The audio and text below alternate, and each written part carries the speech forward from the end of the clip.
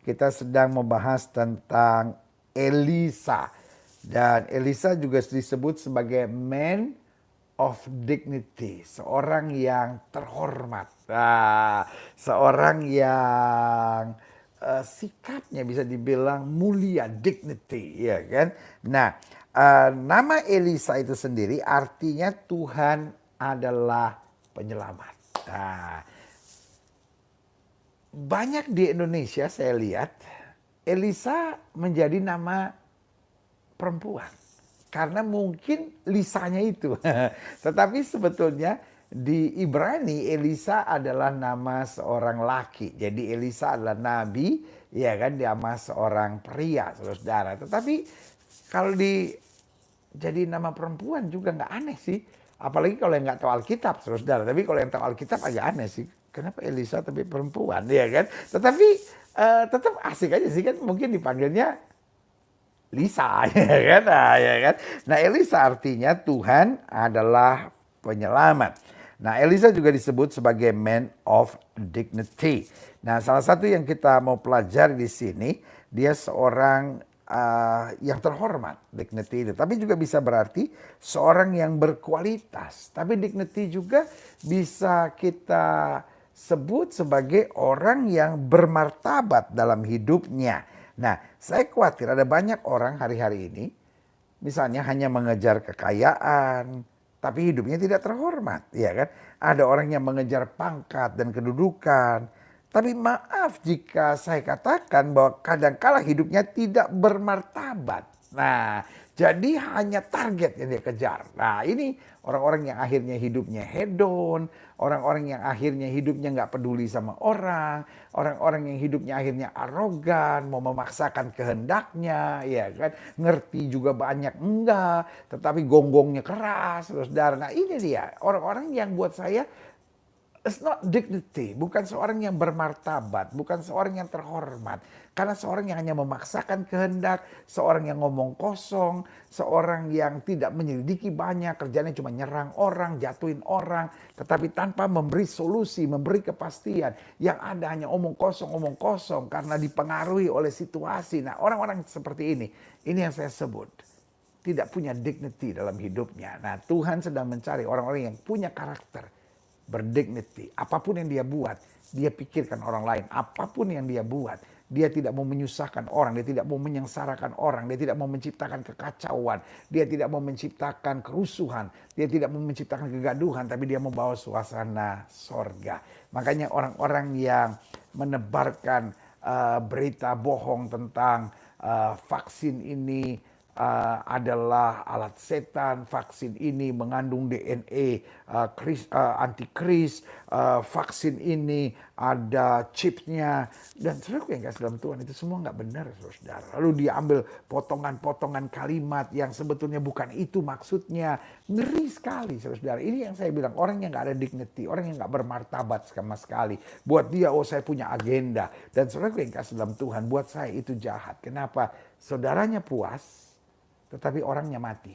Saudaranya puas, tapi bangsanya hancur. Saudaranya puas, tetapi begitu banyak orang akhirnya bergelimpangan di pinggir jalan.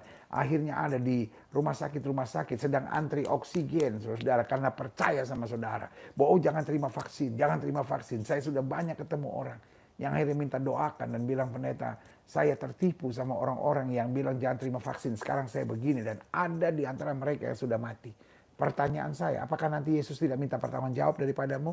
Yesus akan minta pertanggungjawaban daripadamu. Saya sebagai hamba Allah bilang, saya siap untuk mempertanggungjawabkan apapun yang saya katakan. Pertanyaan saya, buat saudara yang anti vaksin, buat setiap saudara yang bilang ini teori konspirasi, yang terus meninggi-ninggikan Illuminati, Freemason, kayaknya Illuminati dan Freemason bisa mempermainkan Tuhan. Saya cuma mau bilang apa saja yang Yesus mau, pasti jadi. Apapun yang Yesus tidak mau, tidak bisa terjadi. Saya bangga untuk bilang saya bisa berdiri di depan Tuhan mempertanggungjawabkan semuanya. Pertanyaan saya, saudara bisa nggak? Jangan asal ngomong, saudara. Karena kalau ada orang mati karena pengajaran saudara, karena apa yang saudara sebar selama ini, maka saudara harus bertanggung jawab. Darahnya akan menuntut pertanggung jawab daripadamu. Karena itu sebagai hamba Allah, khususnya buat jemaat Gereja Bethel Indonesia Glow Fellowship Center dan buat komunitas kamu hebat. Kitalah orang-orang yang punya harga diri. Kitalah orang-orang yang berdignity. Kita tidak mau nyusahin orang. Kita tidak mau menjadi sumber kegaduhan. Tapi kita nyatakan kebenaran dan kasih Kristus yang luar biasa. Haleluya. Wow. Nah, saudara yang kasih dalam Tuhan, kita mau sama-sama lihat firman Tuhan. Yes. Dalam 2 Raja 4. Sorry. Kalau saya bicara sangat tegas, sangat keras untuk hal ini. Karena saya hamba Tuhan yang sayang sama jemaat yang olehnya Tuhan percayakan untuk saya gembalakan. Bukan hanya itu. Saya sayang bangsa dan negara saya. Saya sayang Indonesia. Dan sebagai pendeta, kita yang dicari orang ketika orang mati. Dan saudaraku yang kasih dalam Tuhan. Hamba-hamba Tuhan yang berjalan bersama saya. Kita ngerti saudara-saudara. Betapa tiap hari kita harus kuburkan orang. Bahkan sehari bisa 3-4 kali saudara-saudara. Kita harus kuburkan orang. Dan zaman sekarang kita cuma bisa doakan melalui Zoom. Itu kenapa? Saudara yang kasih dalam Tuhan. Karena tertipu dengan banyak ajaran-ajaran yang aneh-aneh ini. Memang gak semua. Tapi ada yang cukup banyak. Mungkin setengahnya saudara-saudara. Karena sebagian bilang, oh saya pikir tadinya COVID bohong. Oh tadinya saya pikir vaksinasi nggak perlu. Saya pikir protokol kesehatan nggak perlu. Itu masker itu mengganggu sukacita hubungan dengan manusia. Itu cara kerja iblis untuk menghancurkan. Saudara yang kasih dalam Tuhan. Kadrun-kadrun dari setiap agama. Karena setiap agama ada kadrunnya saudara. Dan setiap agama yang kadrunnya itu sama pandangannya sama saudara. Terus saudara mau bilang ini dari Roh Kudus? Saudara yang kasih dalam Tuhan. Jangan sembarang memakai nama Roh Kudus. Kalau kita nggak tahu bahwa ini sebetulnya konspirasi untuk perpecahan, kehancuran, untuk mengadu domba segala sesuatunya. Dan Alkitab sudah bilang. Dari zaman semua akan diadu. Satu saudara bersama saudara lain akan diadu. Saudaraku. Tapi umat yang mengenal Allahnya, yang pegang firman Tuhan tidak akan goyah. Dia tetap berjalan pada kebenaran. Dan dia tidak mau tertipu dengan ajaran-ajaran bodohnya itu. Saudara gue yang kasih dalam Tuhan. 2 Raja pasal 4. Ayat 8. Sampai ayat yang ke-17 kita pelajari tentang perempuan Sunem dengan anaknya. Pada satu hari Elisa pergi ke Sunem. Di sana tinggal seorang perempuan kaya yang mengundang dia makan. Jadi saudara gue yang kasih dalam Tuhan. Hamba Tuhan. Bukan berarti nggak boleh berurusan sama orang kaya. Tetapi jangan silau dengan kekayaannya. Hamba Tuhan harus melayani semua. Jangan kalau hamba Tuhan melayani orang kaya. Wah, kenapa hamba Tuhan melayani orang kaya? Hamba Tuhan terus harus melayani siapa? Hanya orang miskin? Orang kaya nggak boleh dilayani? Orang hebat nggak boleh dilayani? Pengusaha-pengusaha besar nggak perlu dilayani? Pejabat-pejabat nggak perlu dilayani? Mari kita jangan buat pengajaran bodoh, saudara. Ini yang saya bilang, kita punya karakter busuk. Kita udah begitu benci sama orang kaya, sehingga hamba Tuhan gak boleh melayani orang kaya. Dan hamba Tuhan gak boleh hidupnya diberkati, cukup. Langsung kalau hamba Tuhan diberkati, wah itu kerasukan setan, itu hanya pikirkan dirinya, kenapa gak jual hartanya. Dan saudara gue yang kasih dalam Tuhan. Itu bukan letter luck. Harus jual harta, saudara. Pernah gak kita pelajari bahwa Yesus jual hartanya? Pertanyaan saya, apakah Yesus miskin? No. Yesus dalam pelayanannya cukup, saudara. Cukup. Paulus dalam pelayanannya cukup.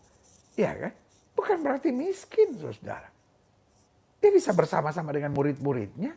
Iya kan? Berarti pelayanannya bukan miskin, saudara. Iya kan? Cukup.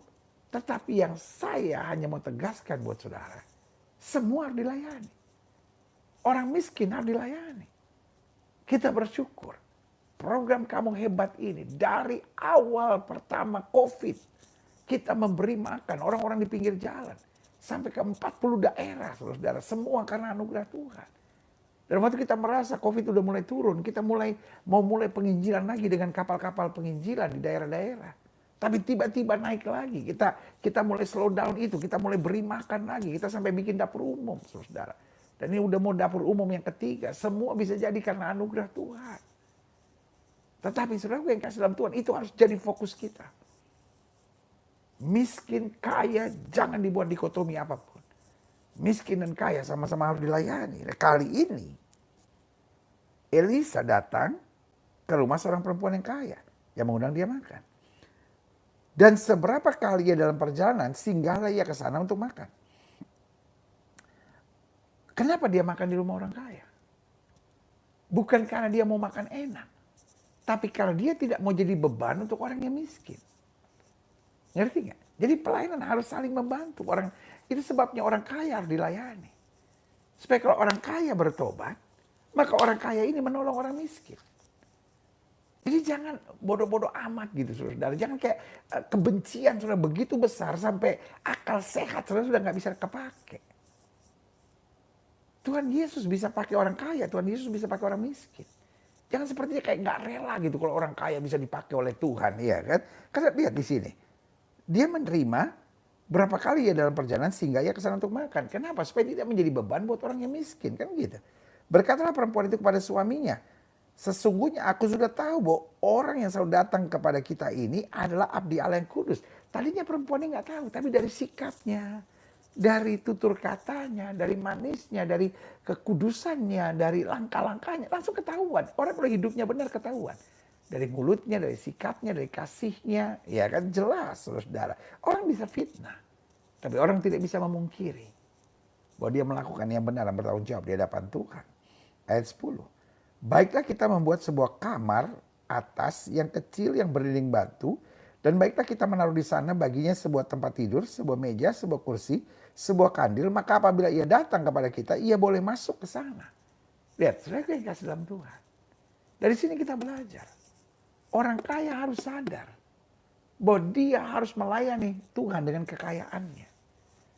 Jelas ya, bukan berarti orang miskin gak perlu melayani. Orang miskin melayani dengan caranya. Mungkin dengan tenaganya, mungkin dengan doanya, mungkin dengan bergandeng tangannya, mungkin dengan mengabarkan Injilnya. Tapi orang kaya harus melayani Tuhan dengan berkat kekayaan yang dia punya. Maka untuk itu Tuhan akan memberkati berlipat kali ganda kalau dia setia. Makanya apa yang terjadi? Dia sadar. Dia mulai buat penginapan supaya nggak menjadi beban buat orang miskin. Jelas ya sampai di sini ya. Kita lihat selanjutnya ayat 11. Pada satu hari datanglah ia ke sana, lalu masuklah ia ke kamar atas dan tidur di situ. Kemudian berkatalah ia kepada Gehazi bujangnya, panggillah perempuan Sunem itu. Lalu dipanggilnya perempuan itu dan dia berdiri di depan Gehazi. Elisa telah berkata kepada Gehazi, cobalah katakan kepadanya, sesungguhnya engkau telah sangat bersusah-susah seperti ini untuk kami. Apakah yang dapat kuperbuat bagimu? Luar biasa. Dia bukan seorang yang memanfaatkan orang. Meskipun orang itu orang kaya. Tapi dia nggak memanfaatkan. Jadi hamba Tuhan jangan suka manfaatkan orang. Jangankan hamba Tuhan. Setiap kita, kalau kita Kristen, kita anak Tuhan Yesus, kita sudah percaya akan pengorbanan dan kematian Kristus dan kayu salib, kita sudah beriman kepada dia. Jangan pernah suka manfaatin orang. Meskipun orang itu baik. Meskipun orang itu memberi, meskipun orang itu menolong, meskipun orang itu peduli, meskipun orang itu memberi perhatian. Tapi saatnya dia berpikir, what can I give to her? Dia tanya. Aha, di ayat 13, cobalah katakan kepadanya, sesungguhnya engkau telah sangat bersusah-susah seperti ini untuk kami. Apakah yang dapat kuperbuat bagimu? Adakah yang dapat kubicarakan tentang kau kepada raja atau kepala tentara? Jawab perempuan itu, aku ini tinggal di tengah-tengah kaumku. Luar biasa, ini yang namanya kaya tapi rendah hati. Aku gak butuh apa-apa. Semua aman. Semua nyaman. Kita lihat selanjutnya. Ayat 14, kemudian berkatalah Elisa, apakah yang dapat kuperbuat baginya? Jawab Gehazi, ia tidak mempunyai anak dan suaminya sudah tua. Akhirnya ketahuan, bayangkan. Begitu thankfulnya ibu ini, sampai sebetulnya dia ada masalah serius. Karena zaman itu kalau orang gak punya anak, dianggap mandul, bisa diceraikan seenaknya. Karena dianggap manusia ini kena kutuk, saudara. Tapi kita lihat selanjutnya. Lalu berkata Elisa, ayat 15, panggilan dia. Dan sesudah dipanggilnya, berdirilah perempuan itu di pintu.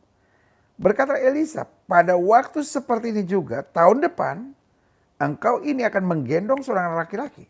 Tapi jawab perempuan itu, janganlah Tuanku ya abdi Allah, janganlah berdusta pada hambamu ini. Saking senangnya dia bilang, aduh jangan sampai aku senang nanti tidak terjadi. Ayat 17.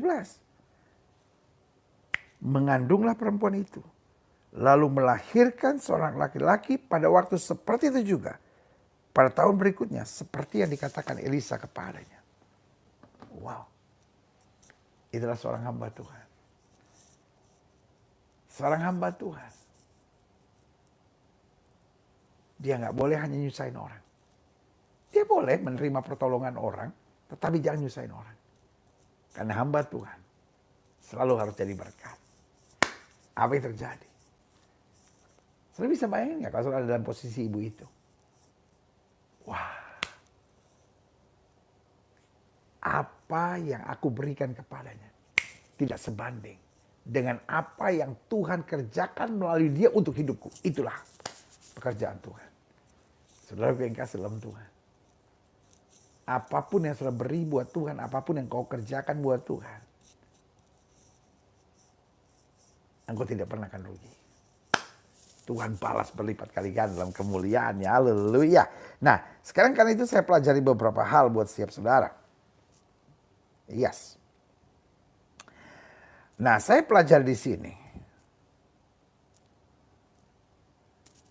Seorang prajurit Kristus punya ciri yang berbeda.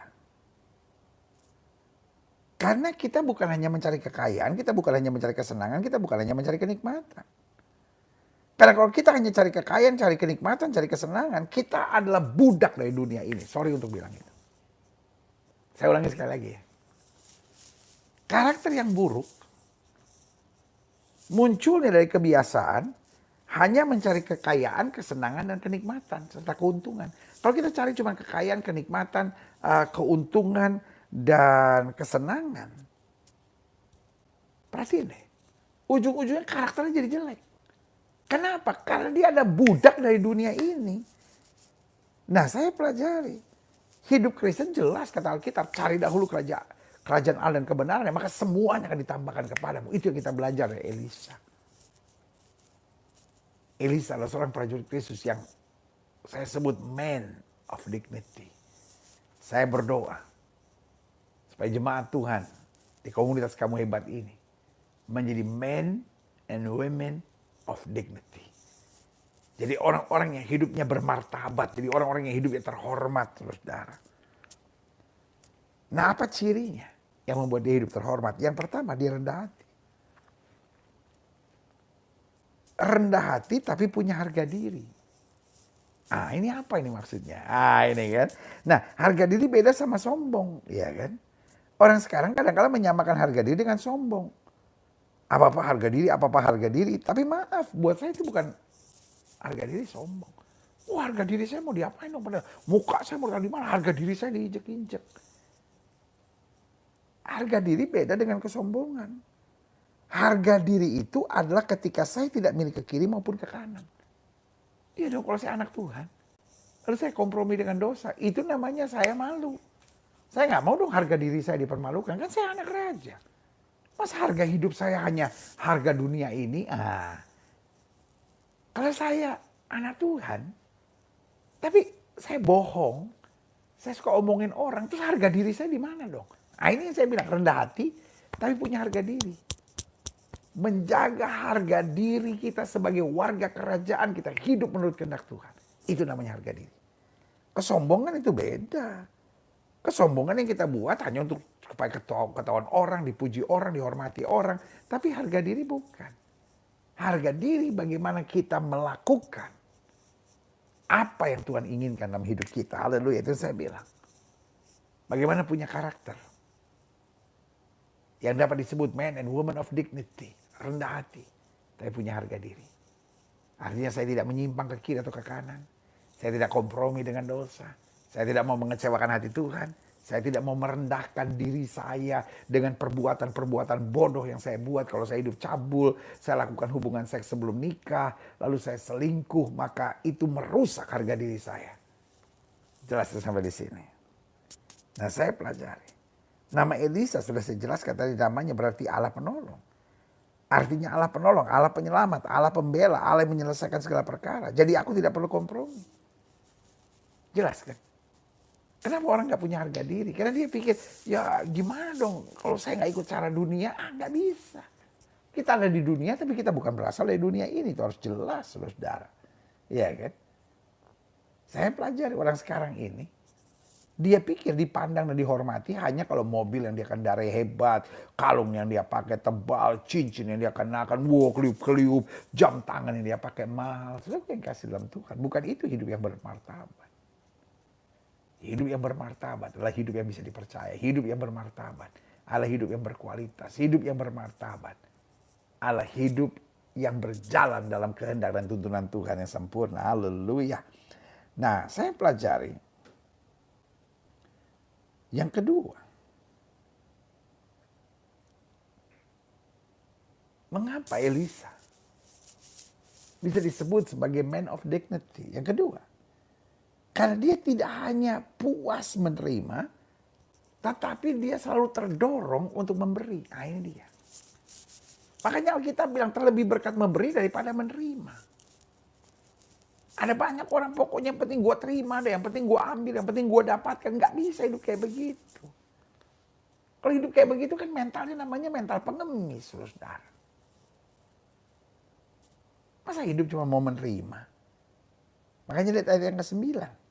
Berkatalah perempuan itu kepada suaminya, sesungguhnya sudah aku tahu bahwa orang yang selalu datang kepada kita adalah abdi Allah yang kudus. Kenapa? Kelihatan. Orangnya gak suka maruk gitu. Gak suka memanfaatkan. Gak suka mengambil sebanyak-banyaknya. Makanya ayat ke-13, Elisa telah berkata kepada Gehazi, cobalah katakan kepada sesungguhnya engkau telah sangat bersusah-susah seperti ini untuk kami. Apakah yang dapat ku perbuat bagimu? Adakah yang dapat ku bicarakan tentang kau pada raja atau pada kepala tentara? Jawab perempuan itu, aku ditinggal di tengah-tengah kaumku. Artinya aku gak perlu pertolongan itu. Everything is okay with me. Ya kan? Wah luar biasa. Dia bukan hanya senang menerima. Tetapi dia terdorong untuk selalu membalas kasih orang pada hidupnya. Makanya saya katakan, kita harus merubah paradigma di menjadi me. Apa itu maksudnya pendeta? Dari ditolong menjadi menolong. Dari dikasih menjadi mengasihi. Diberi menjadi memberi. Makanya Yesus punya kalimat terobosan yang luar biasa Yesus ajarkan. Terlebih berkat memberi daripada menerima. Inilah paradigma yang harus berubah dari di dan menjadi me. Yesus datang sekarang untuk apa? Dilayani atau melayani? Aha, jelas ya bahwa kita harus melayani. Yang ketiga, dia seorang yang tenang. Dia seorang yang tenang. Dia seorang yang tenang. Karena ceritanya, kan tadi waktu anak ini dinubuatkan akan lahir, dia bilang, oh jangan hambamu berdusta kepadaku. Artinya dia seperti nggak percaya gitu. Jangan-jangan nanti nggak terjadi lagi, saya udah keburu senang jadi kecewa gitu ya. Tapi kemudian di usia tertentu anak itu kemudian mati. Jadi kalau kita lihat sekarang, iya kan, bahwa ibu itu kecewa. Dan dia bilang, sudah kukatakan kepadamu, jangan kamu berdusta. Jadi artinya ibu itu marah. Karena sedihnya hancur hatinya karena anaknya mati. Elisa tenang. Dia bawa anak itu ke ruangan atas, tempat di mana dia bisa tinggal. Dia tidur di atas anak itu. Dan anak itu disembuhkan. Makanya Alkitab bilang, kuasai diri jadi tenang supaya kamu dapat berdoa. Hari-hari ini banyak orang paranoid, hari-hari ini banyak orang gak bisa tenang. Itu sebabnya saya berdoa. Buku ini menolong saudara. Untuk bukan hanya cinta Yesus, tapi memiliki hati Yesus. Bukan hanya tahu firman, tapi hidup di dalam firman. Berkarakter ilahi. Wow, saudaraku yang kasih dalam Tuhan. Contoh lain, 2 Raja pasal 4 ayat 40 sampai 41. Kemudian dicedoklah dari masakan tadi bagi orang-orang untuk dimakan. Dan segera sesudah mereka memakannya, berteriaklah mereka serta berkata, maut adalah kuali itu, hai abdi Allah. Dan tidak tahan mereka memakannya. Apa yang terjadi sekarang? Ada maut dalam kuali. Ini yang terjadi hari-hari ini. Orang sekarang stres. Seperti ada maut dalam kuali. Ada maut di pintu, ada maut di kursi. Ada banyak orang gak berani apa-apa. Gak berani buat apa-apa kalau gak nyemprot dulu, saudara. Jadi kayak udah mental sick gitu.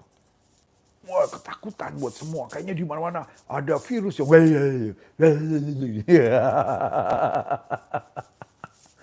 maut dalam kuali. Dan mungkin hari-hari ini engkau sedang ada dalam kondisi itu. Ayat 41. Tapi berkatalah Elisa, ambillah tepung, dilemparkan itu ke dalam kuali serta berkata, cendoklah sekarang bagi orang-orang ini supaya mereka makan. Maka tidak ada lagi sesuatu bahaya dalam kuali itu. Tenang. Hanya orang tenang yang bisa kuat di masa-masa ini. Hanya orang tenang yang bisa mendengar suara Tuhan. Hanya orang tenang yang tetap bisa jadi berkat. Hanya orang tenang yang bisa menabur damai. Hanya orang tenang yang bisa mengasihi. Kalau orang tidak tenang, ujung-ujungnya nyerang, memaki, menghina, menjatuhkan. Dan kalau orang tenang, dia tahu persis. Bersama Yesus aku cakap menang segala perkara. Pak, belajar tenang ya Pak. Ibu belajar tenang. Saudara yang hari-hari ini sedang menghadapi badai besar. Imani saja. Mungkin bagiku seperti ada maut dalam kuali. Tapi aku tahu juga. Ada Tuhan yang akan menyelesaikannya bagiku. Haleluya. Selanjutnya saya pelajari. Apa yang terjadi? Yang pertama. Kalau kita belajar tentang Elisa. Iya kan? Kita belajar tentang Elisa dan kita jumpai dia seorang yang rendah hati tapi punya harga diri. Yang kedua yang kita pelajari tentang Elisa, dia tidak hanya mau menerima tetapi juga terdorong untuk selalu memberi. Yang ketiga yang menarik perhatian kita, dia seorang yang tenang. Karena tenang jadi bijaksana, karena tenang bisa membawa damai, karena tenang bisa mendengar suara Tuhan, karena tenang bisa mengambil keputusan-keputusan yang luar biasa. Yang keempat saya pelajari. Apa yang terjadi? Dia seorang yang selalu memikirkan kebutuhan orang lain. Bukan I, me, and myself. Bukan yang penting aku senang, aku untung, aku kuat, aku diberkati. Bukan. Tapi bagaimana lewat hidupku orang lain kuat. Bagaimana lewat hidupku orang lain diberkati. Bagaimana lewat hidupku hal-hal yang dahsyat boleh Tuhan nyatakan. Coba lihat 2 Raja-Raja 4 ayat 44. Lalu dihidangkannya di depan mereka. Maka makanlah mereka dan ada sisanya sesuai dengan firman Tuhan. Berarti yang keempat saya catat di sini. Apa yang kita bisa belajar dan ambil dari Elisa, bahwa dia selalu memikirkan kebutuhan orang lain. Artinya kita tidak boleh pelit. Alkitab katakan ada orang yang menabur harta bertambah kaya, tapi ada orang yang menghemat luar biasa tetapi kekurangan. Iya kan? Menghemat di sini konotasinya positif. Tapi kalau lihat istilah bahasa Ibrani, ya ini konotasinya negatif. Berarti bukan menghemat, tapi pelit, saudara. Iya kan? Orang pelit akan selalu kekurangan dalam hidupnya. Iya kan? Jadi karena itu biasakan. Kita berpikir bagaimana orang lain diberkati. Bagaimana orang lain, bagaimana lewat hidup saya, istri saya. Bagaimana lewat hidup saya, suami saya. Bagaimana lewat hidup saya, orang-orang di sekitar saya. Itu yang harus kita pikirkan. Life is not just only about you. Life is about to be blessing for others. Hidup bukan hanya untuk saya. Ayo, taruh di pikiran saudara, hidup bukan hanya untuk saya. Tetapi juga untuk menjadi berkat. Sekali lagi ya. Ayo, taruh di pikiran saudara. Setelah saudara taruh di pikiran saudara, ya kan? Nah, sekarang katakan bersama saya, hidup bukan hanya soal saya. Tapi bagaimana saya jadi berkat? Ayo, sekali lagi. Hidup bukan hanya soal saya. Tapi bagaimana saya jadi berkat? Amin. Nah, sekarang tuliskan di live chat, di kolom komen. Hidup bukan hanya soal saya, tetapi soal menjadi berkat. Ayo, saya mau cek. Haleluya. Hidup bukan hanya soal saya, tapi bagaimana saya jadi berkat. Ingrid Wenas, Jadin Petra, orang pelit akan selalu kekurangan dalam hidupnya. Yes, ya kan. Cici Nurul, hidup bukan hanya soal saya tapi bagaimana saya jadi berkat. Luar biasa. Elizabeth Lina, hidup bukan hanya soal saya tapi bagaimana saya menjadi berkat. Haleluya. Johan Kadir, hidup bukan hanya soal saya tapi soal menjadi berkat. Kevin Tumuri, hidup bukan hanya soal saya tapi bagaimana saya menjadi berkat. Yes, itu dia saudara-saudara. Taruh di pikiran saudara, taruh di perkataan saudara, lalu kita deklarasikan. Orang lain semua baca. Jadi itu terdorong buat kita untuk apapun itu kita bilang. Life is not just only about me. It's how be a blessing for others. Ooh, yeah. Haleluya, saudara-saudara, ya kan? Nah, selanjutnya yang kelima juga menarik. Dia selalu melakukan apa yang Tuhan suruh. Coba lihat 2 Raja-Raja 5 ayat 9 sampai 10. Kemudian datanglah Naaman dengan kudanya dan keretanya lalu berhenti di depan pintu rumah Elisa. Siapa Naaman? Panglima tentara Aram. Kira-kira dia panglima TNI lah gitu ya kan. Nah kebetulan Aram baru mengalahkan Israel. Berarti dia orang yang sangat terpandang. Orang yang sangat terpandang ini datang dengan keretanya. Lalu stop di rumah Elisa. Nah Elisa janda di Sarfata ditemui kok. Iya kan. Maksud saya Elisa janda nabi aja kok ditemui yang sedang susah kok. Iya kan. Orang miskin saja dijumpai apalagi panglima. Tapi beda kalau kita lihat ayat yang ke-10. Dari 2 Raja 5 ayat 10 ini. Elisa menyuruh seorang seruan kepadanya mengatakan, pergilah mandi 7 kali dalam sungai Yordan, maka tubuhmu akan pulih kembali sehingga engkau menjadi tahir. Nah, saudara gue yang kasih dalam Tuhan. Kenapa tiba-tiba Elisa jadi ngeyel kayak begini? Karena buat dia cuma sederhana, disuruh Tuhan. Mau dia panglima kek, mau dia orang kaya kek, mau dia orang berpengaruh kek, mau dia orang hebat kek. Kalau Tuhan suruhnya begitu, suruh begitu. Gak perlu dia cuci kakinya Naaman. Gak perlu dia bukuk-bukuk hormat Naaman. Naaman mau marah, Naaman mau tersinggung. Intinya Naaman melakukan apa yang Tuhan perintahkan melalui Elisa. Pasti akan terjadi mujizat. Ujian seorang hamba Tuhan bukan menjadi penjilat dan orang disukai. Tetapi ujian seorang hamba Tuhan adalah bagaimana hidupnya tetap mengerjakan yang Tuhan suruh. Ini yang saya bilang karakter yang baik. Karakter yang baik, gak usah aneh-aneh. Lakukan saja apa yang Tuhan suruh. Karena hidup ini bukan soal apa yang saya bisa terima, tapi hidup ini soal apa yang bisa saya bagikan bagi orang lain untuk menyenangkan hati Tuhan. Jadi hidup bukan soal, wah saya bisa nih, oh saya gak bisa. Enggak. Hidup soal taat. Kalau Tuhan suruh gak usah mikir saya bisa atau enggak, saya kuat atau enggak. Taat aja. Maka Tuhan juga yang memberi kebisaan, Tuhan juga akan memberi kekuatan. Haleluya. Puji Tuhan. Nah, dari sini akhirnya kita ada pada sebuah kesimpulan. Apa kesimpulan kita? Makanya saya senang. Kalau oleh anugerah Tuhan sudah bisa membeli buku ini.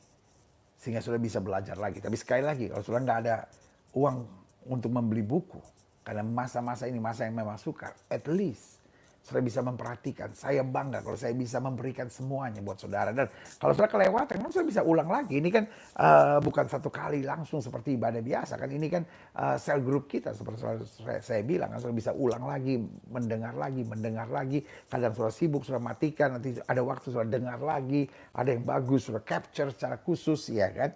Nah, ini kesimpulan kita.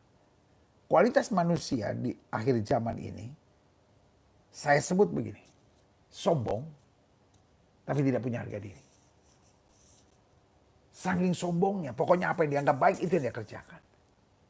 Tapi akhirnya jadi bahan tertawan orang, waduh orang gereja kok suka menghina orang gereja kok suka nipu, orang gereja kok korupsi, orang gereja kok berzina, kawin, cerai, kasar sama istrinya, kepala batu ngelawan suami, apa itu? Ya kan? Karena kualitas manusia akhir zaman ini sombong tapi tidak punya harga diri. Nah, ciri seorang prajurit Kristus, rendah hati namun bermartabat, rendah hati tapi memegang harga diri. Ini yang saya sebut man of dignity. Lalu yang kedua, di sini saya pelajari, prajurit Kristus yang bermartabat adalah seorang prajurit yang menunjukkan ciri Kristus bahwa Tuhan adalah penolongnya dan penyelamatnya. Nah, bagaimana dia menunjukkan dignity dan doa saya? Setiap Jemaat Tuhan, pemirsa, dan anggota komunitas, dari kamu hebat. Setiap kita dapat disebut sebagai men and women of dignity. Jadi orang-orang yang bermartabat. Bagaimana hidup bermartabat? Yang pertama, tidak menghakimi, namun memberi jalan keluar. Hidup itu jangan cuma menghakimi orang. Hidup itu harus memberi solusi, membawa damai, menyatakan kasih, menghadirkan shalom sorga. Lalu yang kedua saya pelajari, dia tidak hanya mau menerima, tapi juga mau memberi. Artinya dia bukan hanya hebsek. Bukan hanya, orang Belanda bilang hebsek, hanya untuk dirinya sendiri. Tetapi juga bagaimana dia jadi berkat. Selanjutnya, bagaimana menjadi prajurit Kristus yang bermartabat. Dia seorang yang tenang dalam masalah. Dan selalu mengambil jalan keluar yang simple. Dia bukan orang yang ribet, saudara. Pak, boleh gak jadi orang jangan ribet? Bu, boleh gak sih jadi orang jangan ribet gitu? Adik-adik muda susah. Makanya kalau cari pasangan teman hidup jangan cuma cari cantiknya atau gantengnya atau kayanya. Jangan lihat ribet gak orangnya. Kalau ribet, waduh, selamat menderita aja saudara. Belajar gitu dalam hidup, lebih santai menghadapi segala sesuatu, minta bimbingan Tuhan. Dan saya selalu percaya begitu. Segala sesuatu yang ribet pasti bukan dari Tuhan. Karena my God is not a ribet God. Iya kan? Selanjutnya saya pelajari. Menjadi prajurit Kristus yang bermartabat, dia selalu memikirkan kebutuhan orang lain. Ayo yuk mulai sekarang. Jangan cuma mikirin diri kita sendiri. Mari kita jadi orang yang mau berkorban, berjuang untuk menjadi berkat buat orang lain. Dan selanjutnya, ini menarik perhatian saya. Dia bukan seorang yang cari muka. Dia seorang yang betul-betul taat dan setia pada apa yang Tuhan perintahkan. Pokoknya yang Tuhan suruh, itu yang dia kerjakan. Tuhan suruh dia tidak menjumpai Naaman, dia tidak jumpai siapapun dia. Jelas kan sampai di sini? Ada banyak orang sukanya cari muka. Elisa cuma jaga integritinya di hadapan Tuhan, credibility-nya. Sehingga dia menjadi orang yang senantiasa punya dignity yang menjadi saksi, yang membuat ia menjadi saksi Tuhan. Sebagai penutup saya tekankan gini, ingatlah, prajurit Kristus tanpa kualitas kerajaan hanya akan menjadi batu sandungan yang menjadi bahan cemoohan dunia ini. Jangan sampai hidup kita menjadi batu sandungan, tapi biarlah hidup kita justru memuliakan Kristus.